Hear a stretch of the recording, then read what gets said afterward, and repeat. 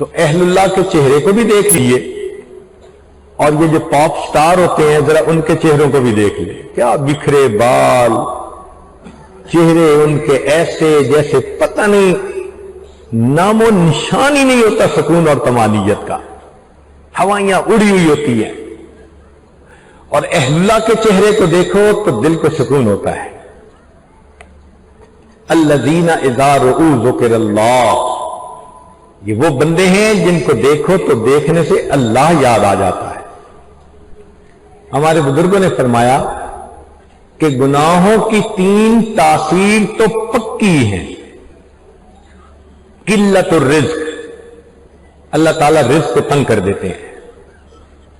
چنانچہ آپ دیکھیں فیکٹریوں والے بھی اگر گناہوں کی لائن پہ لگ جائیں ان کو بھی رزق کی تنگی، کیا 2 کنٹینر ادھر پھنس گئے، اس کی پیمنٹ رک گئی، ادھر سے مال تیار نہیں ہوا، کیش ان ہینڈ ہوتا نہیں، پریشان بیٹھے ہوتے ہیں جی کام کیسے چلائیں۔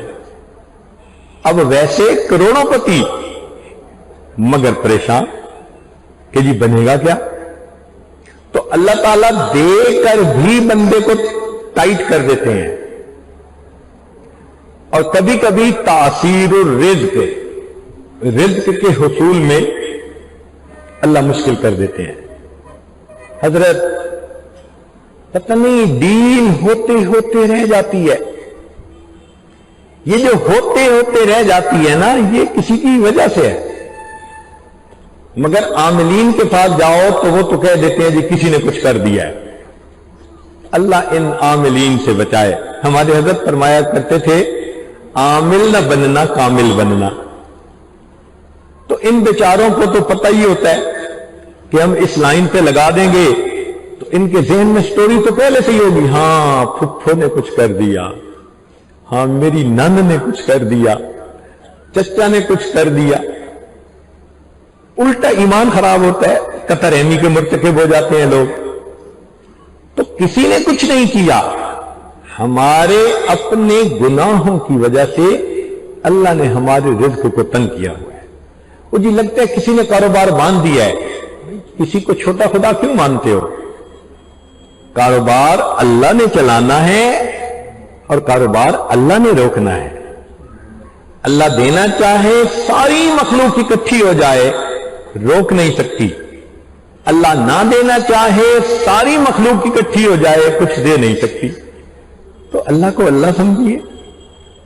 یہ کیا ہوا فلاں نے کاروبار باندھ دیا، فلاں نے رشتہ باندھ دیا، کوئی کچھ نہیں باندھ سکتا۔ ہاں ہم نے اپنے گناہوں کے سبب ان چیزوں کو باندھا ہوتا ہے اور ادھر توجہ نہیں جاتی۔ ہم سچی توبہ کر کے دیکھیں کہ راستے کھلتے ہیں یا نہیں کھلتے۔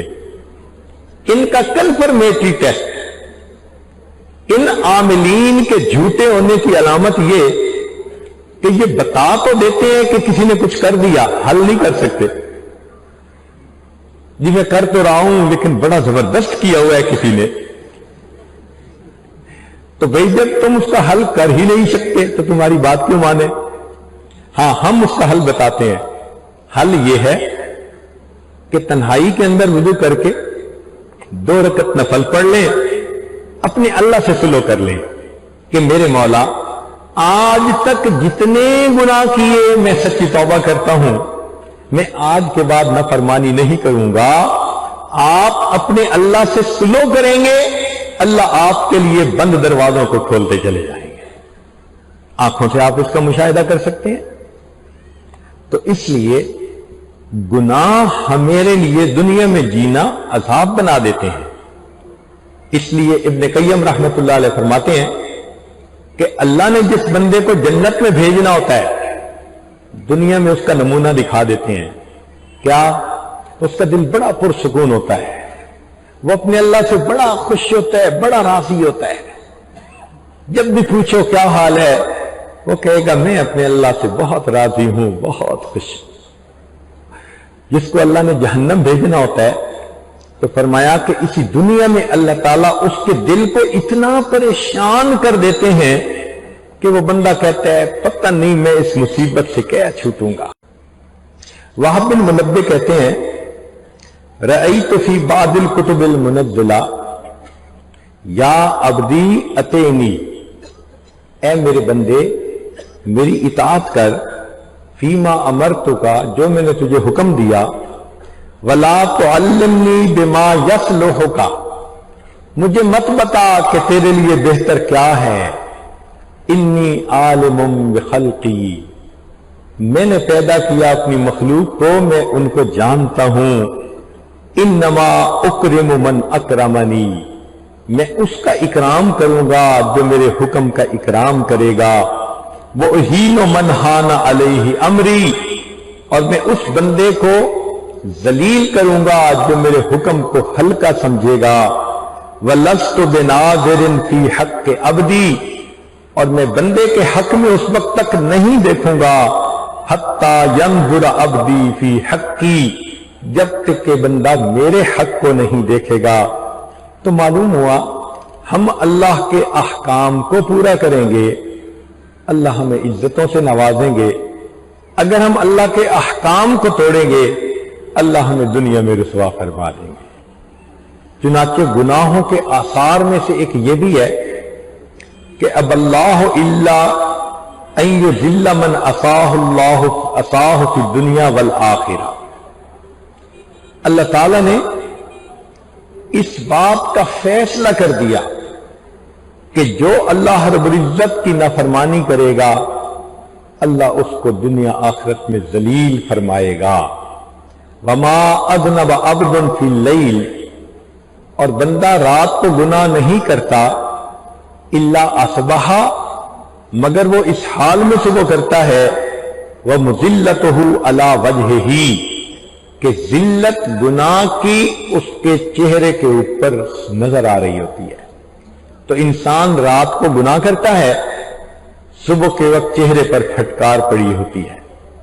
ابن سماک رحمت اللہ علیہ فرماتے تھے، لو لم یکن فی المعصیت الا النکارۃ فی الوجہ والظلمۃ فی القلب لکان فی ذلک کفایہ، کہ اگر گناہ کا بدلہ اتنا ہی ہوتا کہ دل سیاہ ہوتا، چہرے کے اوپر ذلت آتی، تو گناہ کی یہ سزا کافی تھی، یہ جائے کہ اللہ اس کے علاوہ بھی دنیا اور آخرت میں اس کی سزا عطا فرمائے گے۔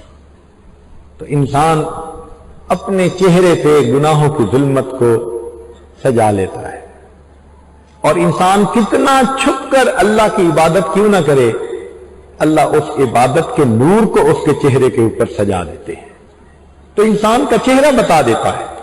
لا الہ الا اللہ، لا الہ الا اللہ، لا الہ الا اللہ، لا الہ الا اللہ، لا الہ الا اللہ، لا الہ